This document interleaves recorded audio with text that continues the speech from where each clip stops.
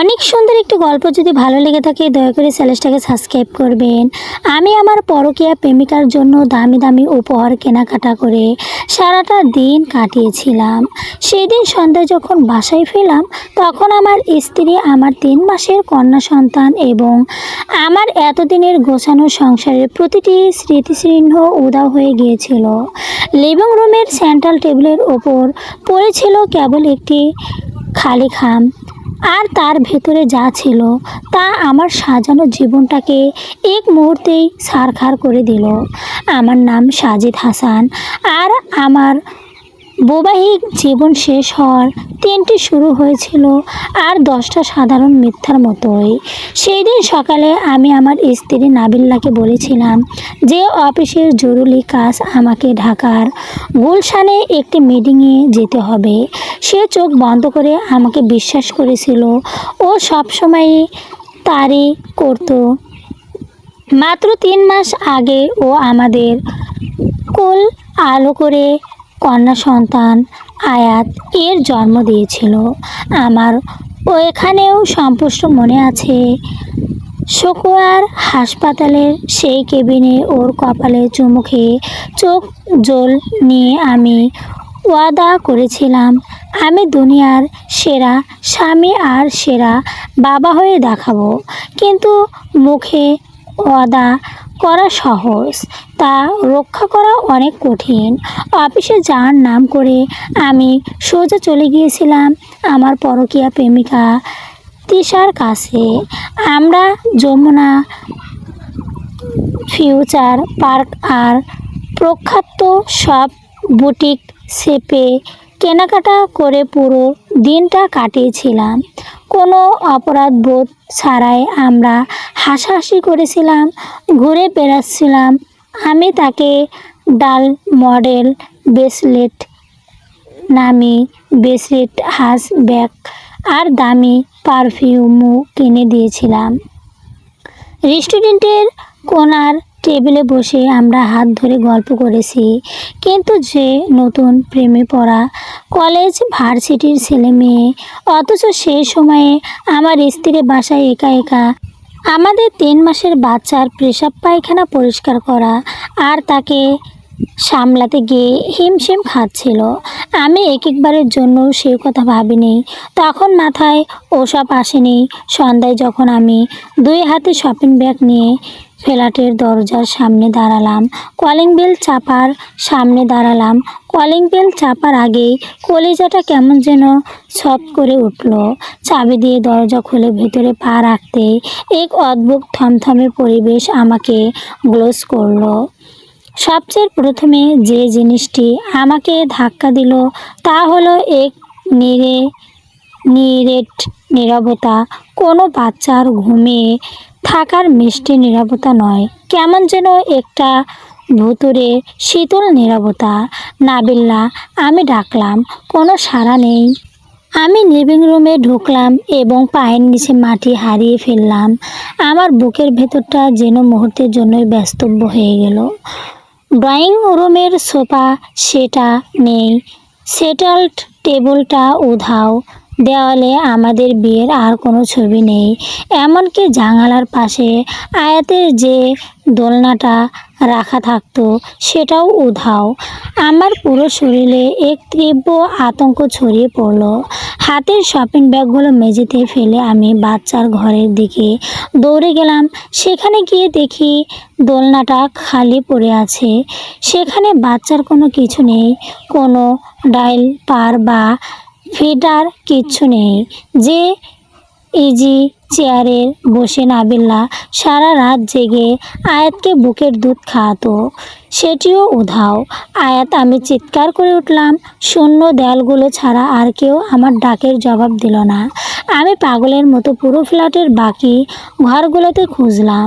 সব ঘরেই যেন কোনো এক ঝড়ের কেবলে পড়ে ফাঁকা হয়ে গেছে। নাবিল্লার আলমারি খোলা, ওর একটা শাড়ি বা 3 পিসও নেই। ওর জুতো রাখার জাক খালি। ড্রেসিং টেবিলের ড্রয়ার থেকে এক সোনার গয়নাটি সব গায়েব। কেবল আমার কাপড় চোপড় আর জিনিসপত্রগুলো পড়ে আছে, যেন কেউ খুব নিখুঁতভাবে ময়দয়া ছাড়া আমার জীবন থেকে ওর আর আমার বাচ্চার অতিরিক্ত প্রতিটি দাগ মুছে দিয়েছে।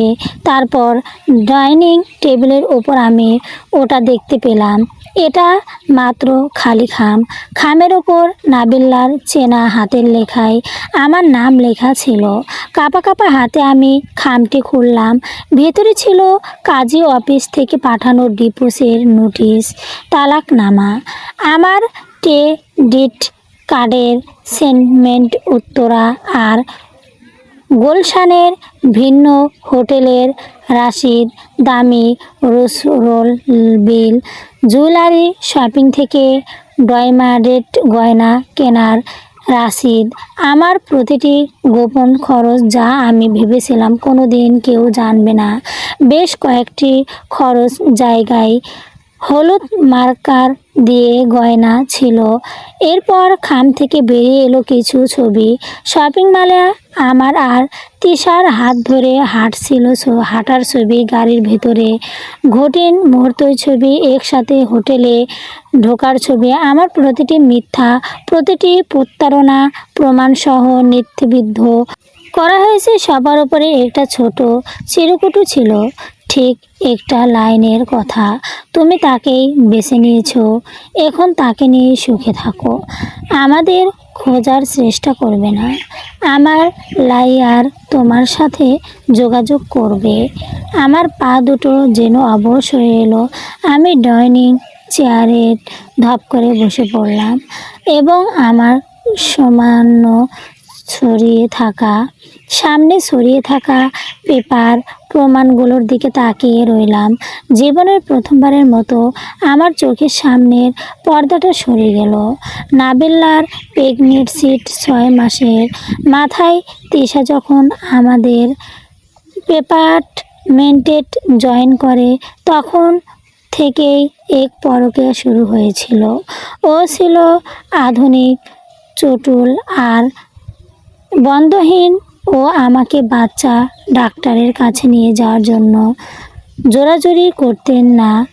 ওর পা ফুলে যাওয়া, বমি বমি ভাব বা বাচ্চার চিন্তায় নির্ঘুম রাত কাটানোর কোনো বেলাই ছিল না। আয়াতের জন্মের পর নাবিল্লা দিন রাত এক করে ফেলেছিল। ওর চুল বাঁধার সময় থাকতো না, চোখে কালছিটে পড়ে গিয়েছিল। সারাটা দিন বাচ্চার যত্ন নেওয়া আর নামমাত্র খেয়ে বেঁচে থাকা। অন্যদিকে তিশাকে সব সময় পারফেক্ট লাগতো, সব সময় ও আমার জন্য প্রস্তুত থাকতো। আর আমি নিজেকে বুঝিয়ে দিয়েছিলাম যে এটাই বোধহয় পুরুষ মানুষের একটু রিফ্রেশমেন্ট। এখন এই শূন্য ফ্ল্যাটের দিকে তাকিয়ে আমি বুঝতে পারছি এই রিফ্রেশমেন্ট এর জন্য আমাকে কি ভয়ানক মূল্য চুকাতে হলো। ঠিক তখনই আমার ফোনটা কেঁপে উঠল। তিশার একটা হোয়াটসঅ্যাপ মেসেজ এসেছে। আজকের দিনটা দারুণ ছিল জান, কাল কখন দেখা করছো? আমি যে পারফিউমটা গিফট করলাম ওটা মেখে এসো কিন্তু। আমি মেসেজের দিকে তাকিয়ে রইলাম, তারপর বাচ্চার ঘরটার দিকে তাকালাম, তারপর হাতের ডিভোর্স কাগজের দিকে। আমি নাবিল্লাকে ফোন করার চেষ্টা করলাম। This number is connecting busy. বুঝলাম ব্লক করে দিয়েছি। ওর ছোট ভাইকে ফোন দিলাম, সেও ব্লক করেছে। ওর বাবার নাম্বারে রিং হতেই কেটে গেল। আমার পালাবার সব পথ, সব দরজা বন্ধ। একটা 3 মাসের বাচ্চার দেখাশোনা করা এবং পোস্ট ডেলিভারির ধকল কাটানোর মাঝেই ও এত নিখুঁতভাবে আইনি আর ঘর সারানোর সব পরিকল্পনা করেছে। আর আমি অন্ধর মতো নিজের সুখ নিয়ে মেতেছিলাম, বিন্দু মাত্র টের পাইনি। আইনি নোটিশের কাগজগুলো উল্টাতে উল্টাতে একটা লাইনে এসে আমার কলিজাটা মোচড় দিয়ে উঠল। সন্তান জন্মের পর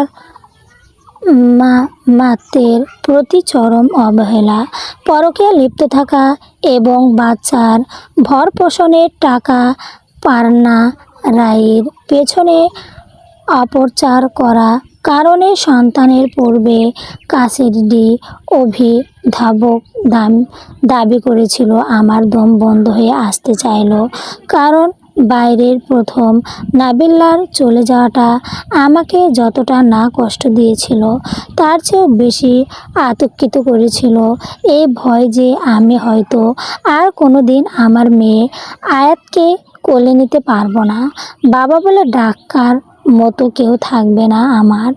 আর যখন আমি ফাইলের শেষ পাতাটা উল্টালাম তখন দেখলাম নাবিল্লার শেষ আঘাত হারানোর জন্য এমন একটা আধারটা প্রমাণ রেখে গেছে যা আমাদের মুসলিম পারিবারিক আইন অনুযায়ী আদালতে আমার পক্ষে লড়াই করার সেই সুযোগটুকু চিরতরে মাটির সাথে মিশিয়ে দেবে।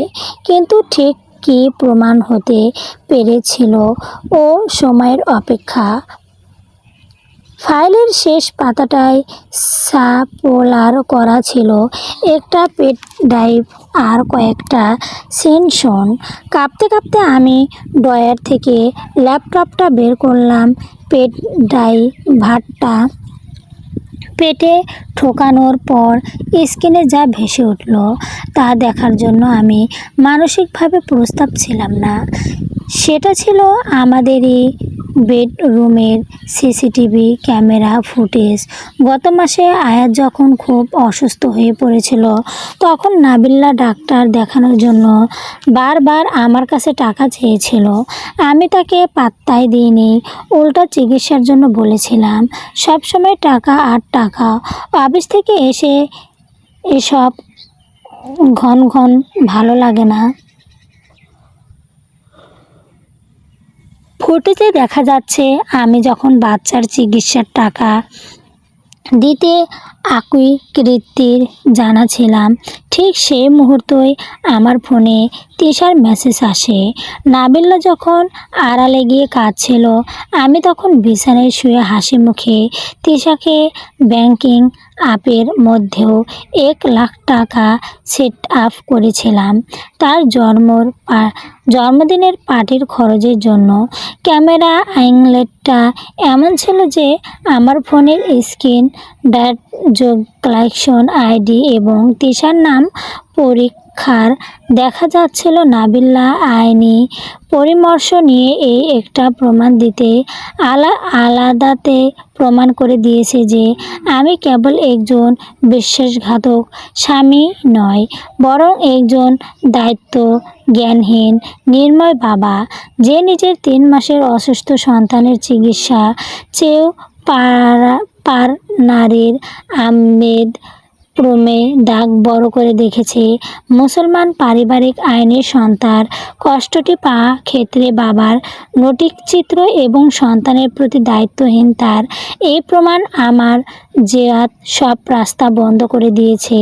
ল্যাপটপের স্ক্রিনের আলোটা যেন আমার চোখের দুটাকে পুড়িয়ে দিয়েছিল। আমি ধপ করে মেঝেতে বসে পড়লাম। শূন্য ঘরটায় এসি চলছে অথচ আমার কপাল বয়ে ঘাম ঝরছে। ঠিক তখনই কলিং বেলটা বেজে উঠল। আমার বুকের ভেতর এক ঝলকা আশার আলো খেলে গেল। নাবিল্লা ও কি ফিরে এসেছে আমাকে ভয় দেখানোর জন্য? এই নাটক করেছিল। আমি পাগলের মতো দৌড়ে গিয়ে দরজা খুললাম, কিন্তু দরজার ওপাশে নাবিল্লা ছিল না।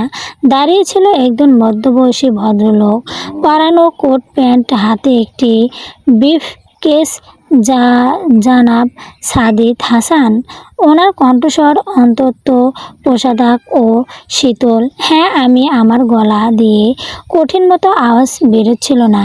আমি নাবিল্লা রহমানের গেলিল আডা ভাই, যার অ্যাডভোকেট তানভীর আহমেদ। আপনার স্ত্রী অলরেডি ডিভোর্স এবং সাইলেন্ট কাস্টডির ফাইল প্রেসেট করে ফেলেছে। উনি আপনার সাথে সরাসরি কোনো যোগাযোগ করতে চান না।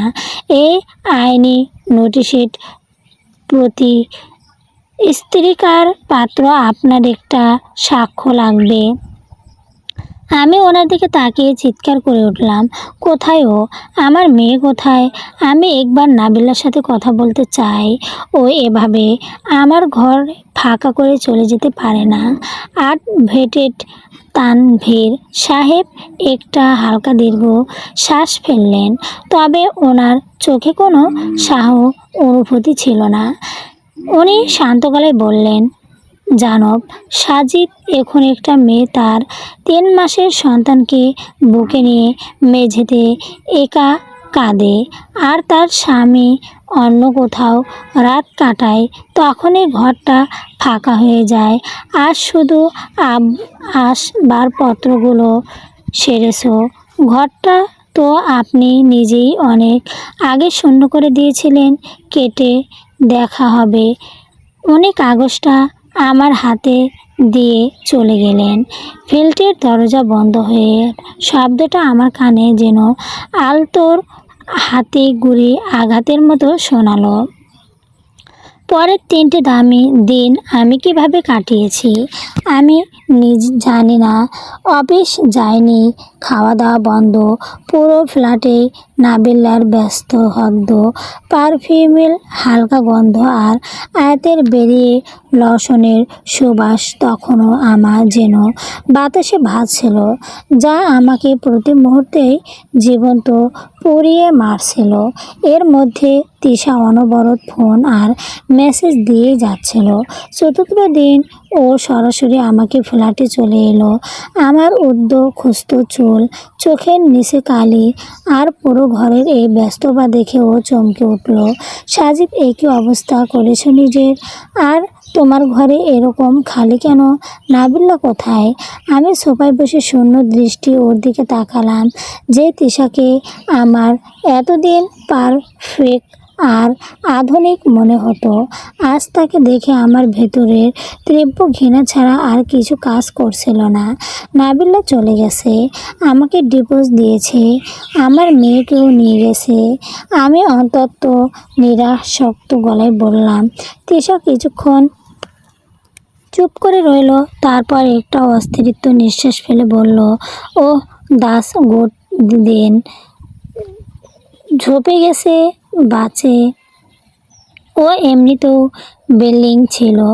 এখন তো আমরা অফিসিয়ালি একসাথে থাকতে পারি। সাজিদ, চলো আজই আমরা ম্যারেজ রেজিস্ট্রি করে ফেলি। ও মুখ এই কথা শুনে আমার ভেতরের অপরাধটা এক নিমিষে প্রচণ্ড কদরতে রূপ নিল। আমি দাঁড়িয়ে চিৎকার করে উঠলাম, গুড! একটা ঘর ভেঙে গেলে আমার 3 মাসের বাচ্চাটা আমার থেকে দূরে চলে গেল, আর তোমার কাছে একটা গুড নাবিল্লা বেলিং ছিল, কারণ ও আমার সংসার আগলাতো, আমার বাচ্চার খেয়াল রাখতো, আর আমি অন্ধ ছিলাম। তিশা আমার এই রূপ দেখে কিছুটা ভয় পেয়ে গেল, কিন্তু পরক্ষণেই ওর গলার স্বর কঠিন হয়ে উঠল। দেখো সাজিদ, নাবিল্লা চলে যাওয়ার পেছনে দোষ তোমার, আমার নয়। তুমি আমার পেছনে টাকা উড়িয়েছ, তুমি মিথ্যা বলেছ। এখন সাধু সাজার চেষ্টা করো না। আর বিয়ের কথা যদি না ভাবো, তবে মনে রেখো, অফিসে কিন্তু আমাদের রিলেশনের কথা সবাই জানে। আর কেরিয়ার নষ্ট হলে আমি তোমার নামেও কমপ্লেন করতে বাধ্য হব। ও আর এক মুহূর্তও দাঁড়ালো না, রাগে পা দাপিয়ে ফ্ল্যাট থেকে বের হয়ে গেল। আমি হাসবো না কাঁদবো বুঝতে পারলাম না। যে তিশার জন্য আমি আমার সাজানো গর্ত ত্যাগ করলাম, সে আসতে আমার ভালোবাসেনি। সে বেসেছিল আমার টাকা আর বিলাসী জীবনকে। আর যখন আমি সংসারটা ও নিজের কেরিয়ার বাঁচতে আমাকেও হুমকি দিয়ে গেল। আজ কোর্টে আমাদের প্রথম শুনানি দিন। কারাগড়ায় দাঁড়িয়ে আমি চারপাশটা দেখেছিলাম। একটু দূরে নাবিল্লা বসে আছে, ওর কোলে আমাদের 3 মাসের ফুটফুটে মেয়ে আয়াত। নাবিল্লাকে অনেক ক্লান্ত লাগছে, কিন্তু ওর চোখে এখন আর কোনো দুর্বলতা নেই। সেখানে এখন এক লড়াকু মায়ার দূরত্বটা। আমি দূর থেকে আয়াতের দিকে হাত বাড়ালাম। ওর বড় বড় চোখ করে আমার দিকে তাকালো, কিন্তু ও তো চেনে না এই পাপি বাবাকে। ও চেনে না যে এই লোকটাই দুনিয়ার সেরা বাবা হওয়ার দাওয়া করেছিল। বিচারক নথিপত্র এবং পেন ড্রাইভের ভিডিও ফুটেজ দেখে আমার দিকে তীব্র ঘৃণাপূর্বক দৃষ্টিতে তাকালেন। আদালত সমস্ত তথ্য প্রমাণ পর্যালোচনা করে এই সিদ্ধান্ত অপনীত হয়েছে যে বিচারককে গভীর কণ্ঠস্বর আদালত ক্ষেপে প্রতিধ্বনি হতে লাগলো। আমার বুকের ভেতর যেন ঝড় বইছে। আমি কি আমার আয়াতকে ফিরে পাবো, নাকি নিজের পাপের আগুনে পুড়ে ছাই হয়ে যাওয়াটাই আমার নিয়তি চলবে? গল্পটি অনেক সুন্দর। যদি ভালো লেগে থাকে দয়া করে চ্যানেলটাকে অবশ্যই সাবস্ক্রাইব করবেন।